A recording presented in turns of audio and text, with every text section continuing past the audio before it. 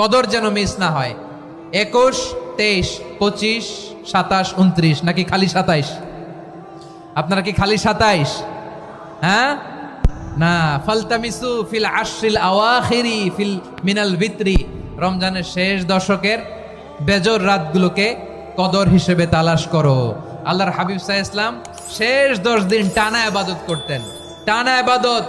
ইদা জাআল আশরু আহিয়াল লাইলা আইকাদা আহলা ওয়া জাদ্দা ওয়া শাদ্দাল মিজার, সারা রাত জেগে ইবাদতের নজির নবীজির নাই, শুধু রমজানের শেষ দশক ছাড়া। সুবহানাল্লাহ বলেন। নিজেও ঘুমাতেন না, ফাতেমা রাদিয়াল্লাহু তাআলা আনহু, আলী রাদিয়াল্লাহু তাআলা আনহু কাউকে ঘুমাতে দিতেন না, সবাইকে জাগিয়ে তুলতেন। আমরা সারা রাত জেগে ইবাদত করব, রাজি আছেন তো? কদর যেন আমাদের মিস না হয়। আজকে থেকেই ক্যালেন্ডারে মার্ক করে রাখেন, সব কাজ পেছনে ফেলে, সব ব্যস্ততাকে পেছনে ফেলে ইবাদতের জন্য আমরা প্রস্তুত থাকবো কদরের রাতে। কোনোভাবে কদর যেন আমাদের মিস না হয়, ইনশাআল্লাহ। বলেন তো সবাই।